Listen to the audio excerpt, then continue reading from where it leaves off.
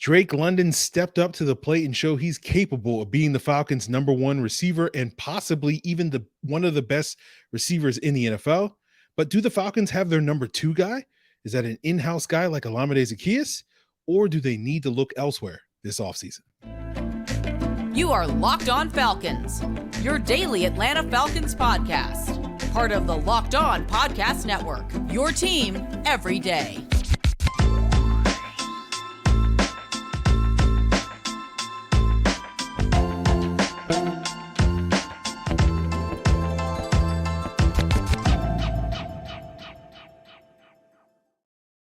So, guys, you know me. I'm Aaron Freeman, a.k.a. Sirius Black, a.k.a. Mr. Drew, and of course, the very humble host of this illustrious Locked On Falcons podcast, who are daily Atlanta Falcons podcast, part of the Locked On Sports Atlanta podcast family. And this episode is brought to you by FanDuel Sportsbook, the official sportsbook of the NFL. Make every moment more by visiting FanDuel.com/lockedon today to get started. And guys, we thank you for making Locked On Falcons your first listen each and every day, Monday through Friday, on a variety of podcast platforms, including Apple, Odyssey, Google, Spotify, and YouTube. Make sure you subscribe to Locked On Falcons on YouTube, and you'll get the video version of the podcast the night before the audio drops. And make sure you check us out on your Roku and Amazon Fire TV as part of Locked On Sports Atlanta. Just download that Locked On Sports Atlanta app, and you'll be able to get Locked On Falcons, Locked On Braves, as well as other Locked On Sports Atlanta shows on your Roku and Amazon Fire TV.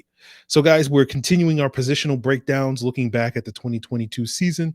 In each position group, we've done quarterbacks, we've done running backs, we've done fullbacks. Now we're doing receivers.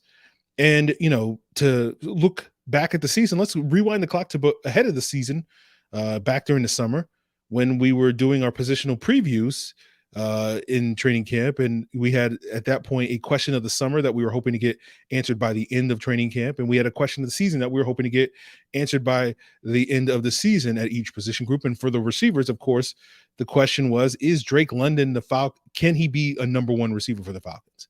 And I'll be honest with you, I don't know if we had a definitive answer on that. I think the answer that we did get is that Drake London can be a very good receiver.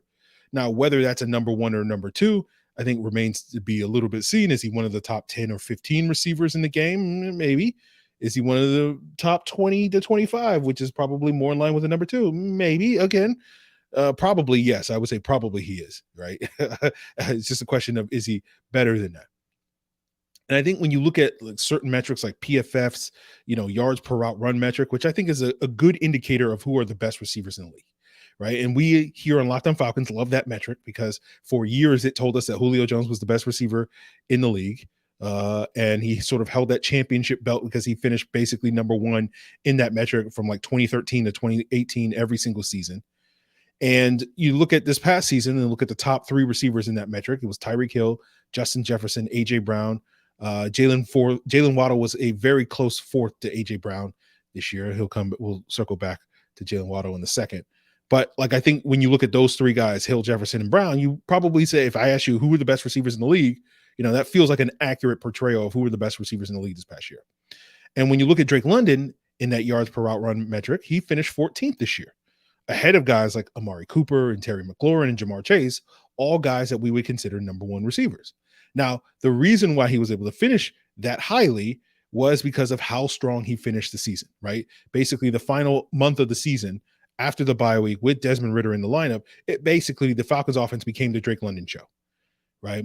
And if you look at those final 4 games of the year and look at the yards per route run metric, Jalen Waddle was number one, right? Drake London was number 2, and A.J. Brown was number 3. Now, that tells you that Drake London was one of the best receivers in the league for the final month of the season. Now, I don't know if we can take that at face value because, again, Desmond Ridder was basically, if Drake London ain't getting the ball, well, I'm going to force it to him. And you have to factor in that not having Kyle Pitts in the offense certainly led to the Falcons running their offense through Drake London, which led to him getting more targets and a bigger slice of that pie, and thus, taking advantage of those opportunities and eating his fill of that pie, certainly. But if you sort of look at the point where Kyle Pitts got hurt, which was in that Week 11 game against the Bears, and so look at the Week 12 and onward, yards per route run, Drake London was the number one receiver in the league after that point for the last 6 or so games for the Falcons, right? But before that point, if you look through the first 11 games of the season, he looked much more like a number 2 receiver. In his yards per route run, he ranked 37th among wide receivers. And it's similar to other receivers like Mike Williams and Marquise Brown and Christian Kirk and Mike Evans and Alan Lazard and Gabe Davis, all guys that I think most of us would agree are more like quality number 2 receivers.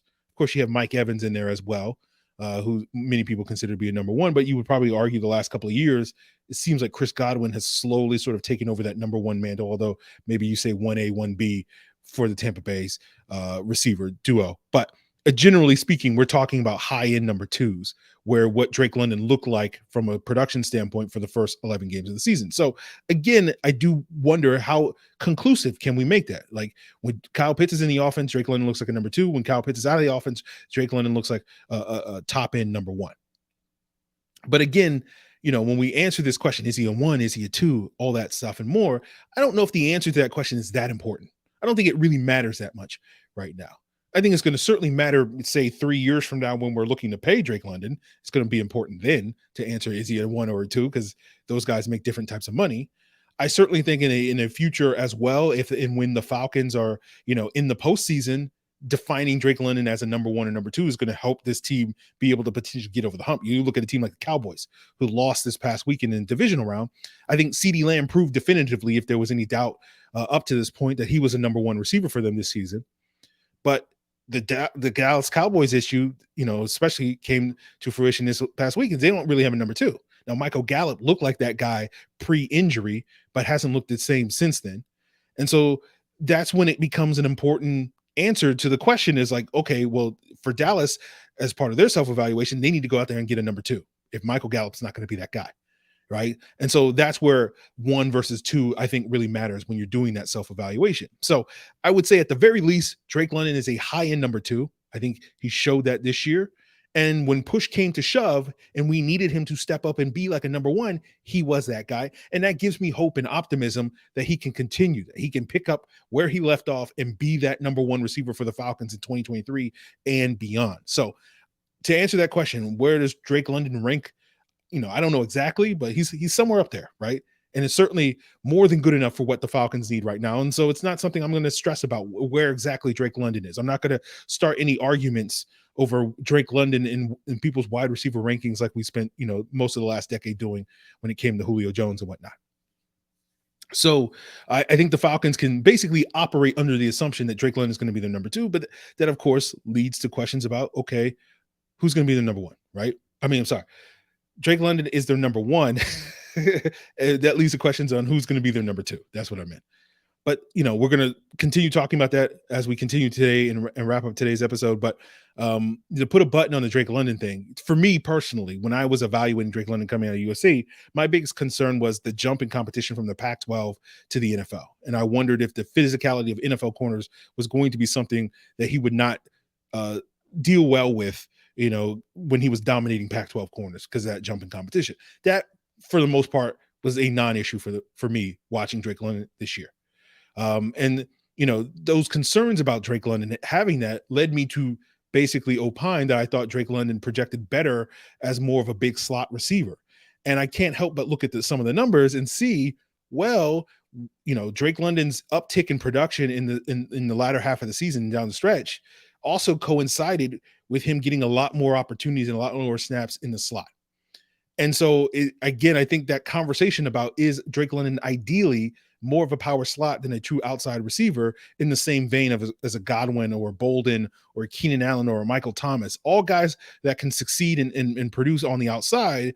But when it comes to creating the real problems and mismatch issues for defenses, often that comes when they're lined up on the inside. So I think we're going to have that conversation eventually, but it doesn't necessarily need to be now. But I do think having that conversation does inform us when we do talk about what the Falcons may be looking for ideally at that number 2 spot. It does inform that conversation. We'll get into that later on today's episode, but coming up, we'll talk about Olamide Zaccheaus. I don't think Olamide Zaccheaus is that number 2, but I do think he showed that he could be that number 3 in the Falcons offense. And we'll talk about some of the things that he's bringing to the table and him getting potentially a new contract, as well as other impending free agents like Damiere Byrd and KhaDarel Hodge, if they should be in the Falcons mix in the future as we continue today's Locked On Falcons. But guys, the NFL playoffs are here, and I'm excited to tell you about the new sports betting partner here for Locked On, and that is, of course, the number one sports book in America. That's FanDuel, number one podcast network, number one sports book coming together. And if you're new to FanDuel, that's even better. They have many great features that make betting fun and easy. New customers, if you join today and get started with a $150 in free bets guaranteed when you place your first $5 bet, just sign up at fanduel.com/locked on. And FanDuel is a favorite place to bet money line, and it gets the spread, and you can get a bigger payout by getting those same game parlays. And of course, this weekend, we got a lot of great action. I'm looking at some of these lines over at FanDuel this weekend to bet for the NFL playoffs. And, the great thing about FanDuel, I can do it all on the app. It's safe, it's secure, it's super easy to use. So don't miss out. Place your first $5 bet and get $150 in free bets, win or lose, at fanduel.com/locked on. Make every moment more with FanDuel, the official sportsbook partner of the NFL. So, guys, I want to thank you for making Locked On Falcons your first listen each and every day. And, of course, for your second listen, check out the Locked On NFL podcast to get the daily conversations on the biggest NFL stories, available on YouTube or wherever you get your podcasts. So, talking about Olamide Zaccheaus, he kind of, not to the same degree, but had kind of the opposite season of Drake London, right? Like, he was very productive when Mariota was the starter, and then his production fell off a cliff when Desmond Ridder became the starter, right? So, like, you look at that. When Mariota was targeting Olamide Zaccheaus for the first 13 games, his passer rating was 123, right? When Desmond Ridder was targeting Olamide Zaccheaus, it was 74, right? You look at his yards per route run under Mariota, it was 1.87. Under Ridder, it was 0.52 to finish with a final number of about 1.47, which is right around where like Mohamed Sanu finished a lot of his years. I think Sanu's best year was 2017 with 1.62. And to me, that Sanu comp makes a lot of sense to me, because the other thing that Zaccheaus did that Sanu also did was being that sort of reliable chain mover on third and fourth downs. Like when you looked at Zaccheaus's passer rating when targeted on third and fourth downs, when Mariota was a starter, it was 30 points higher when the Falcons were targeting Zaccheaus on those critical downs than it was for Kyle Pitts, 50 points higher than it was for Drake London. Now, we didn't see that translate over when Ridder took over the starter, although in the second half of the Bucs game, you started to see that. So it gives you some confidence that maybe it took, the better part of 4 games before they started getting on the same page, but maybe where they finished off is where they can pick up back next year. And, the other thing that stands out about Zaccheaus' season was how much more explosive he was this year than he was in previous years. And frankly, he was the team's most explosive receiver for most of the year. Up until the final 2 games of the season, he led the team in explosive plays, those 20-plus yard plays, with 9. Then in the last 2 weeks, London and Algier eventually passed him, and both of those guys finished with 10 explosive plays. But I think when you look at that third down reliability, that, explosiveness that he does bring to the table, that goes back to, I think, a conversation I had with Jarvis Davis at some point in December, talking about, I thought Zaccheaus quietly had a very good season for the Falcons, and those were the 2 big reasons. And I thought at that time, if the Falcons got better quarterback play, he'd be a lot more productive. That didn't quite translate to Desmond Ridder taking over. And so maybe that soured my opinion a little bit on that notion. But I do think when we talk about Olamide Zaccheaus, we can put him in that tier with guys like Russell Gage and Mohamed Sanu and Harry Douglas as capable number 3s. I think he showed enough this year, even if it wasn't consistently so, that he is on a similar level as some of those guys. And so I think that means that he should be brought back by the Falcons as an impending free agent. But the issue is always going to be price when it comes to free agency. And I look around the league and I see like a lot of number 3 receivers going for about $3 to $8 million a year in that range. And probably if you had asked me in November, I would have said, yeah, give him $7 million, right, on the upper end of that range. And then maybe after the bye, at the end of the season, maybe that number lowers maybe closer to $4 million or something like that, because of him not finishing the season as strong as I want. But I still think he's a good third option at wide receiver. And again, I know things are kind of muddy with the Falcons and who's a number 1, 2, 3 receiver because of the presence of Kyle Pitts. We're talking exclusively about wide receivers today, guys. So when I say number 3 receiver, I mean the third wide receiver, not the third option in a passing attack. And I think it's similar to what we've gone through with other players when a guy like a Zacchaeus is higher than that third option at wide receiver, right? We saw that last year with Russell Gage, who was a number 3 and then had to be more than that in 2021, and you didn't see the Falcons offense play particularly well. I don't think that's a coincidence. You go back to 2013 when Harry Douglas had to be more than a number 3 in the Falcons offense. Again, not a coincidence, did not play particularly well. Now, that wasn't really an issue for Mohamed Sanu when he was here because, you had Julio Jones. But to me, what's notable is you look at the 3 years of Sanu. You can argue in 2016, Taylor Gabriel was kind of the number 2. And in 2018, Calvin Ridley was kind of the number 2. And the 1 year where Sanu was truly the number 2, of those 3 years, the Falcons offense took a downward tick in that particular year. So it is one of those things where I think all of these guys are ideally number 3s. And once you have to push them up the depth chart, it doesn't usually reflect well on the overall offense. And I think that was the case here this past season with the Falcons. And so again, I think finding that upgrade and finding that guy that you don't have to feel like is not capable of being that number 2 is going to be something that the Falcons need to look forward to finding this offseason and in future off seasons. But we'll talk more about that as we continue today's episode. But let's talk a little bit about the other 2 impending free agents, Damiere Byrd and KhaDarel Hodge, right? And I think both of those guys did what they needed to do to return next year. But similar to Zacchaeus, I don't know if they should be expected to have bigger roles than what they have. I think Byrd is a solid number 4 guy, similar to the conversation we were just having with Zacchaeus when he's been asked to be more than that in an offense, like in 2019 with the Cardinals, 2020 with the Patriots, 2020 with the Bears. Those offenses have not been high-end offenses. So, to me, in a good offense, Damiere Byrd is no higher than 4th in the depth chart. And obviously, that's the goal that we want to build here in Atlanta. I think KhaDarel Hodge is an ideal number 5, right? He made some clutch plays on offense, had a season high, career high, of 13 catches and over 200 yards receiving. Byrd had similar numbers with more yardage due to some more of those explosive plays. And I think both of those guys, that's kind of what you're looking for. You're not looking for guys that are going to catch more than, 15 or 20 passes in a given season. And if they are catching more than that, that probably means something has gone wrong for your offense. But I think both of those guys have earned new contracts to be, on veteran minimum type of deals, maybe because of Hodge's value as a special teams player, arguably your best special teams player. Maybe you can give him a multi-year deal that's a little bit more than a veteran minimum, like say, I don't know, $5 million over 3 years or something like that.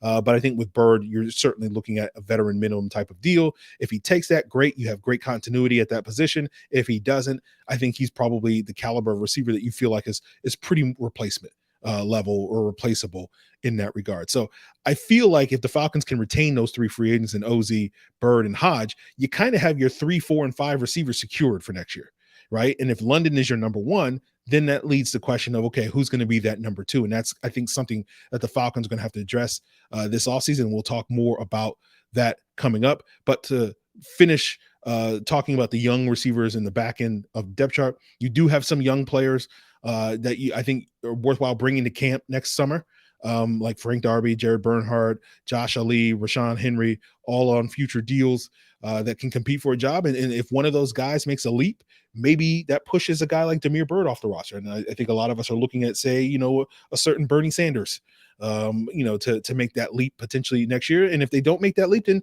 it's no big deal. You're not relying on it. You can still sort of take whoever the best of those guys is and stash him as your number 6 receiver and make him inactive most weeks.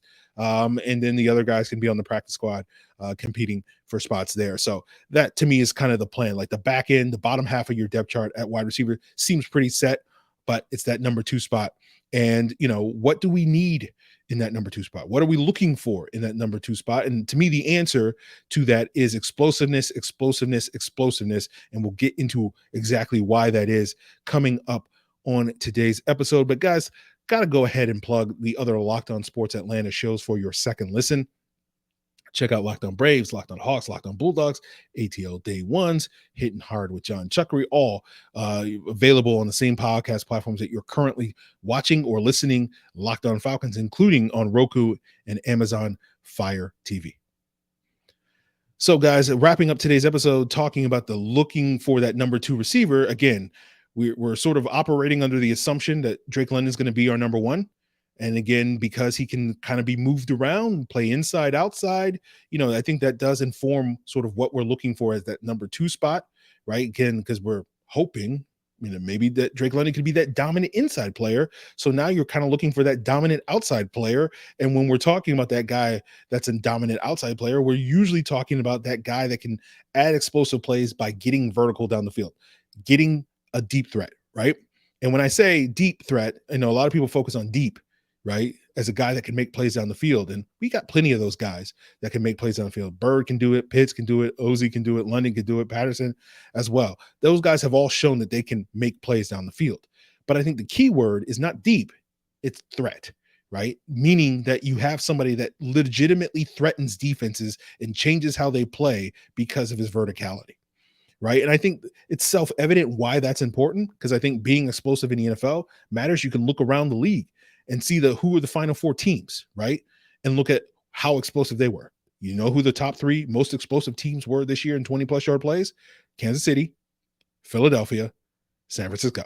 Now, Cincinnati is one of the other 4 teams, and they finished 17th in explosive plays this year. But I don't think anybody's questioning Cincinnati's potential to be explosive. And I know Falcon fans are certainly not questioning their ability to be explosive, given what they did, the awful things that they did to our secondary in week 7. So even if the plays weren't there, you have 4 teams that you can make the argument are the 4 most fearsome explosive teams in the league that are the final 4 teams. And longtime listeners have heard me harp over and over and over again about the importance of explosiveness, but I'm sure there's a couple of you guys that are relatively new here. And I want to remind you sort of my core thesis when it comes to why explosiveness matters in the NFL, right? Explosiveness is not really the end all be all to winning football games, right? Especially in the regular season, right? But I think it really matters in January. I think it becomes a much more important for you in January. And I could point to plenty of stats, like some that I've already pointed out today, but another one, like say you look at the 14 teams that made the playoffs this year, 9 of those teams finish in the upper half of the league in terms of explosiveness. But I think the other thing that's important to point out about those 14 playoff teams is 10 out of those teams also finish in the upper half of the league in terms of third down defensive efficiency, getting stops on third downs. And so the reason why explosiveness is important in January is because when you're facing quality defenses, like you often are in the month of January, putting together these long 10-plus play drives is going to be increasingly harder in January than it is from September through December, right? And so that's where you need chunk plays in order to move the ball against quality defenses, because they're going to get stops. They're going to get stops on third downs. They're going to get stops in the red zone, all that and more. And so that to me is something that it's important that you got to keep your eye on the prize when it comes to the Falcons rebuild, because the emphasis is on the word build in rebuild, because, we got to build towards something, right? The goal is to build towards that team that can be one of these final 4 teams, these championship caliber football teams that will be playing this upcoming weekend. Now, we also know why getting that deep threat makes sense for the Falcons is because they are a run-first team, right? They're not going to be the Chiefs. They're not going to be the Bengals. They're not going to be one of those teams, but they are a run-first team. And what do defenses do when they face run-first teams? They say, our priority is we got to stop the Falcons' run because that's the foundation of what they do, all that and more. And so what do teams do? They stack the box to stop the run. So guess what? That leaves your number 1 receiver, your number 2 receiver, often one-on-one on the outside, right? Because they bring that extra safety down in the box to give you that 8th man in the box. And that single high safety in the middle of the field can't really help those outside receivers in major ways unless he's Earl Thomas or that type of player. And so now you get one-on-ones. And if you have a field-stretching vertical threat, all of a sudden now you can start burning teams in a major way when they do that. And so then what happens, what teams do when they're worried about giving up the deep ball? They do the same things they do against the Chiefs and the Bengals. They play 2 high shells, 2 deep safeties that gives both of our outside corners more help so that we don't give up those big plays on the outside down the field. But guess what that does? It means you lighten the box. You're only playing with 6 and 7-man boxes more often than not, because that safety is 15, 20 yards away from the line of scrimmage. And so what do teams like the Falcons do in that situation? They run it down your throat. It's a pick your poison type of offense. When you have that vertical speed on the outside that can threaten defenses that way, you can threaten defenses in a major way. And, It's just basically like, do you want to get thrown on? You want to give up the chunk play, or do you want to have the ball run down your throat? Either way, the Falcons are more than happy to oblige to do that. So when I look at what the Falcons are looking for at that number 2 receiver spot, obviously like the ideal options are this sort of elite, vertical threats, the Tyreek Hills, the Deshaun Jacksons, the Will Fullers. You can throw a DK Metcalf type of player in that, someone who truly puts, the fear of God in cornerbacks when it comes like, if this guy gets by me, right? Julio Jones was that guy for us, right? And so we'll see how this offseason stacks up, or whether or not the Falcons have an opportunity to get those guys, right? The draft is going to be probably hard for the Falcons to find that caliber of vertical threat, because typically the NFL understands the need for verticality and explosiveness.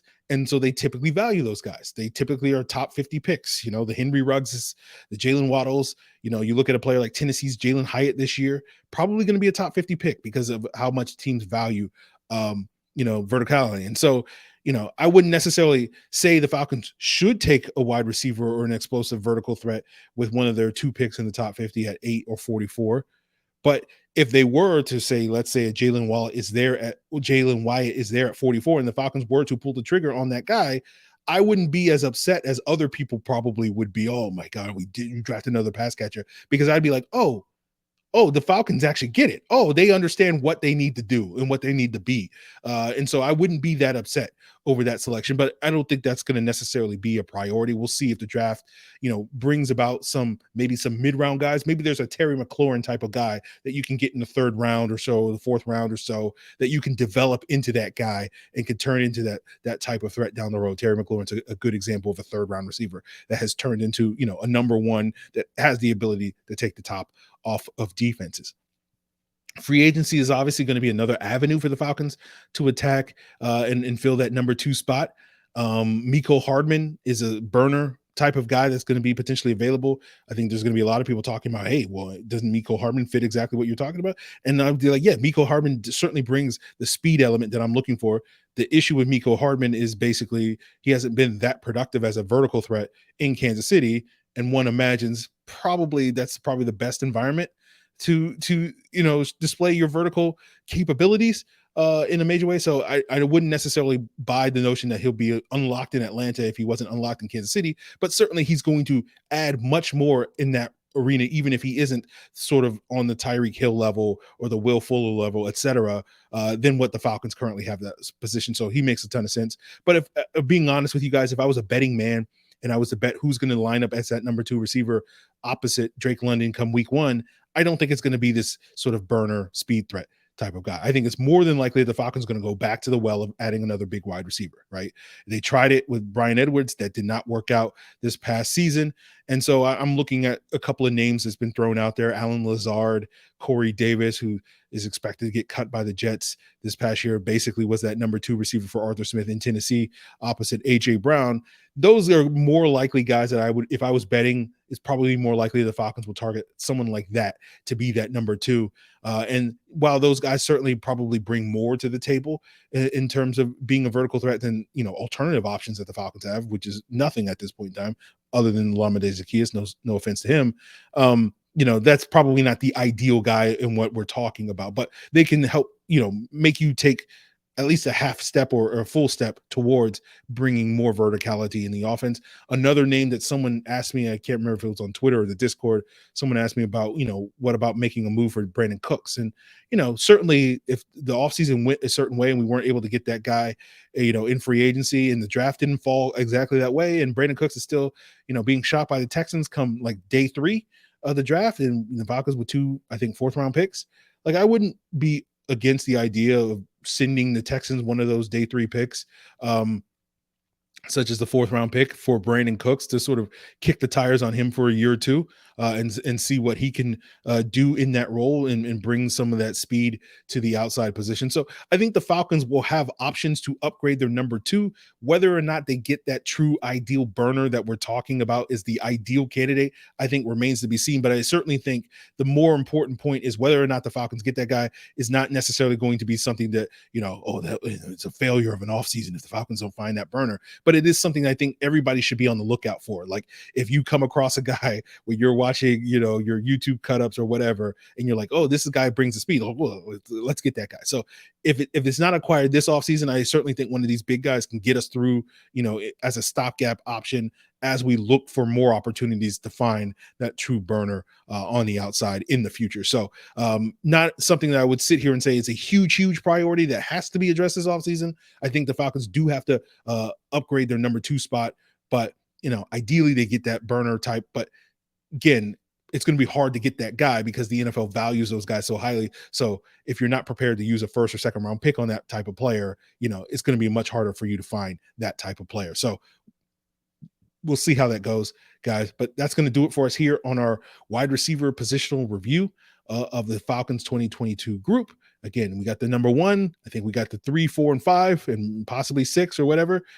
We just got to find that number 2. So that will do it for us here. We'll continue keeping this year-in offensive review week rolling, potentially tomorrow with the tight end position. Obviously, we're still waiting with bated breath to see if the Falcons get that defensive coordinator hire. So obviously, if that move is made sooner versus later or other big news is made, we can certainly zig and zag towards that by the end of the week. So I'm hoping we'll get something on that front by the end of the week. We may have a guest on to talk about that later in the week as well. So we'll just sort of keep this year-in positional review train a chugging as long as there isn't other bigger news that we need to discuss this week here on Locked On Falcons. So please make us your first listen, and for your second listen, check out Locked On NFL.